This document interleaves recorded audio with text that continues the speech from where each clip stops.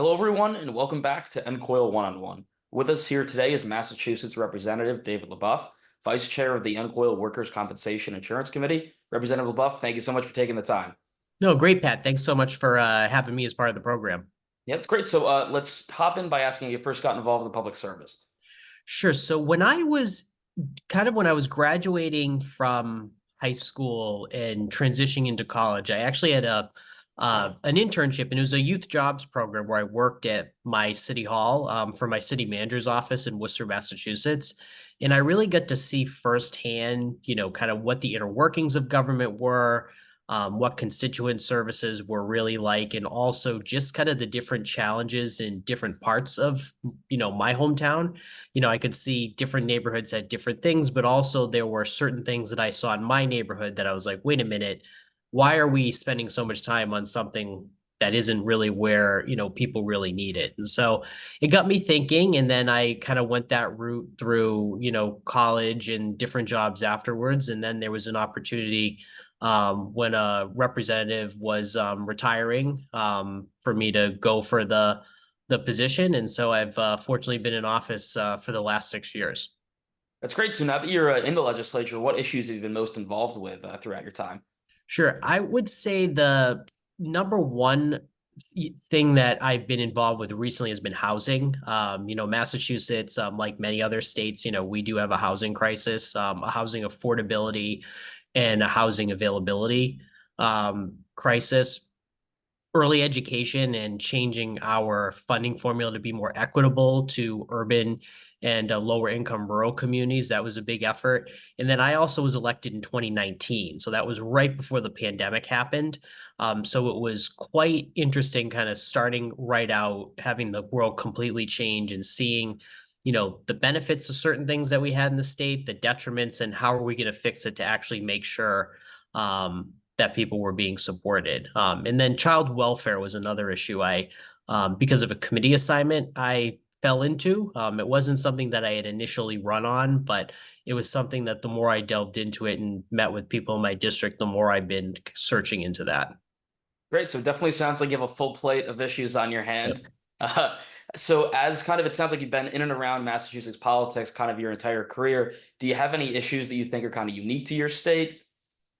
I would say right now, definitely housing because we are an older state, and we also are a local control state. So a lot of the challenges or the innovations that other states in the middle of the country or the western part of the country can experience with zoning, we don't have that because of the way our government is structured. Also, I think some of our environmental issues are very different than other parts of the community. We are a seafaring community. We don't experience the hurricanes as much down as in like the Gulf Coast, but we do have some challenges we have to worry about. Also, we've been exploring a lot of wind energy has been a new matter. And then the other thing that we're really looking at is around public transportation. We have a relatively, I would say, compared to other places, we have a good system, but it's an old system. It's a very old system. There's been a lot of lack of funding, and we want to make sure that it's accessible to everybody in the entire state. I live in the center of the state, so we don't have the same access to a subway that Boston does. We do have some commuter lines, but that is something that we've really got to figure out how do we connect the entire state to each other. Great. So you're obviously very busy in Massachusetts, but you're of course now very involved in NCOIL. How did you first hear about NCOIL and how did you kind of get involved? Sure. So it was very serendipitous. So I'd actually gotten a notice, and I think it was because I was serving on financial services, and I also serve on the Joint Committee of Consumer Protection and Professional Licensure, which does a lot of insurance related matters. And I'd gotten an email from NCOIL about an upcoming meeting in San Diego. And I had actually been dealing with a very complex constituent case for, I would say, probably about like 6 months previously, where there was a building collapse in my district and 100 individuals were displaced. And, we were dealing with, finding people housing, dealing with temporary shelter, trying to get people damages. And why it sparked my interest is because we were going through so much complications with figuring out who was responsible with the insurance company. Was it the contractor that caused the damage? Was the owner of the property?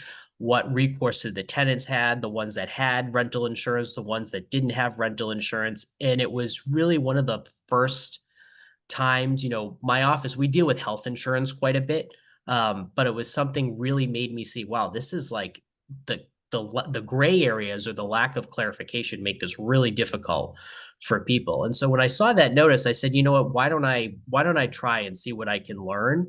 I also had another initiative related to expanding employee health insurance benefits for Commonwealth employees, our government employees. And so that was also interesting looking at what the agenda had around health insurance and employee benefits. So I took a chance. I went to, it was a very very spirited meeting, very interesting. And I said, why don't I stick around and see what I can learn and if there's anything I can contribute. That's great.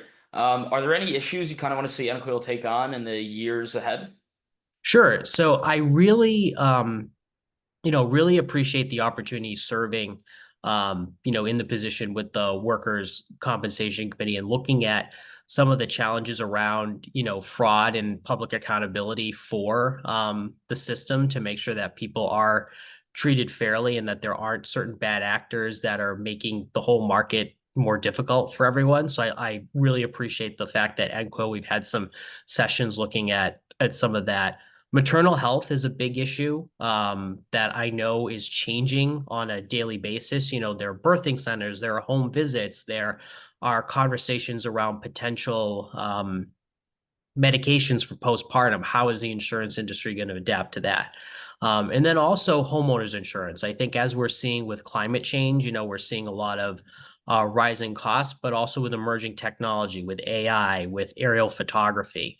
How is that going to impact both the consumers and the providers of those products? And so those are some things I'm really excited about exploring and getting some more background on. Those are definitely a lot of those issues. I'm sure will make their way on the Yep. agenda because they are very timely. So, Yep. so you mentioned how you kind of got involved through that issue, kind of wanting to learn more about insurance, kind of from the legislation side. If there's legislators new to their insurance committee, kind of, would you have any advice for them looking to get involved, kind of joining NCOIL, benefits, things like that? Yeah, I mean, I would definitely say, especially given that NCOIL offers the opportunity for first-time legislators to, attend, and there is a scholarship program to really kind of see the multifaceted issues because, you hear about some very unique issues that are in other states, especially around property and casualty. A lot of the natural disasters that we hear about, wildfires, may not be relevant to Massachusetts, but that trend affects the cost. We hear about flooding and in flood insurance down in the South and the Gulf Coast, but I have parts of my district that are in floodplains that we have significant challenges about what are we going to do around both mitigation and supporting people. Actually, our municipality through their ARPA funds actually provided support to help people pay for their flood insurance. So that is very interesting. And also, it's really a great opportunity to get to see who are the people across the country that are involved in this industry because, insurance, I think it's a very opaque issue. Um, I always make the joke. I said, when people ask me, like, why are you involved? And I says, listen, it's not as boring as it sounds. It's actually pretty interesting if you really delve deep into some of this stuff and see how much it interacts with different things that your constituents are going through. And oftentimes when our offices get called, and I know different legislatures are set up differently, but there's one matter, but you realize there's like 6 or 7 other things that are impacting that. And insurance often is on the table. So it's helpful for that. And then as you're looking at broad term policy on a committee that has any touch with insurance, whether it be health insurance, um, you know, property and casualty, or homeowners insurance, you knowing what the general background is and what other states are doing kind of gets you to see, is this the right way for us to go? Is this fitting our needs? And also, do we have to preempt certain trends that we're seeing nationally. Interesting.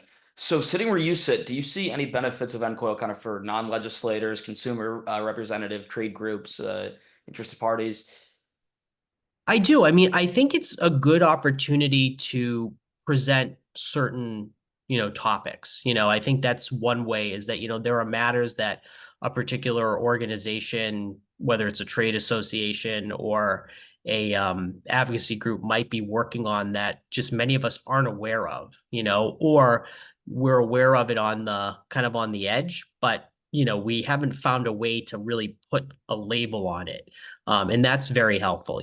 I had been, working with some issues around midwives. I've got a midwifery practice that's opening in my district, and some of the insurance issues I couldn't really put my finger on it, but actually after talking with some of the insurance representatives, I was like, oh, so that's what's really going on, and I was able to go back and kind of have a better conversation and figure out what could we do to kind of benefit my constituents that are in a are don't have access to those types of maternal health services. Also, I think it's a great idea because, every legislator is going to have some type of decision authority. And so at least getting that presentation out there will educate more people and get them to ask you questions, whether it's through a formal public session through our committee hearings, or if it's just a one-to-one, later on during the program. That's great. So we've discussed a lot of issues. Is there any issue or model law that worked on so far that is kind of your favorite or has interested you the most?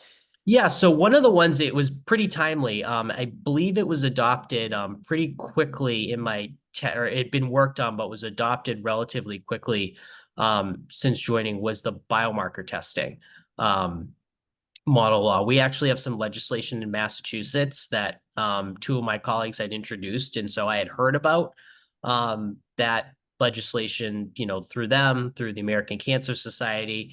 And so it was interesting to see that play out and to really see, and to learn more and to hear some personal stories. And I was able to take kind of that information. And as my colleagues have been advocating for that, who are the chief sponsors, I've been able to say, hey, did you know that this is kind of going on nationally? And here's some other things. And so it's a really good model. And, I'm looking forward to eventually when that comes before the legislature in Massachusetts in some form or another of voting for that. Great. So based on your service in Massachusetts, have you kind of seen partisanship have an effect on insurance specific legislation as we kind of see in other issues, also in other legislative bodies? I wouldn't say partisanship. I would say there may be certain philosophical differences. But I think that that does transcend party. I mean, it's interesting. Massachusetts is, a supermajority Democratic state, but even within the Democratic Party, which I'm a member of, there is a diversity of ideologies and philosophies. Also, when you're looking at insurance, especially around healthcare, that's one of the things I think where we see a lot of the, I guess, disagreements, and it really is less about, you know, a partisan thing. It's more of because we represent such different districts in different areas that, is this policy actually benefiting the needs of our consumers or the employers or the patients? So sometimes that plays out and you have to figure out what's the balance for the whole system, and where do you kind of go. But in regards to your traditional partisan type thing that we hear about kind of nationally, that does not play out. And I haven't seen that play out really in any other time I've talked with legislators in other states about insurance policy. Interesting. So naturally, we've discussed, some of the positive things about NCOIL, but there's of course always things we want to improve on. Is there any way you'd like to see the organization kind of change or evolve in the years to come? Sure. I think one thing, in the future, it would be good to do some more like information sessions on some basic, kind of 101s. I think there are a lot of members of NCOIL who, are medical providers, are insurance executives, that I think, they have a particular set of knowledge, but it would be good to really get some other kind of some background, and also from different perspectives, maybe from consumers, your average day user of insurance. I think that voice needs to be up there a little bit more, based on some of the backgrounds. I mean, I'm a user of insurance. I think we all are. So that would be helpful.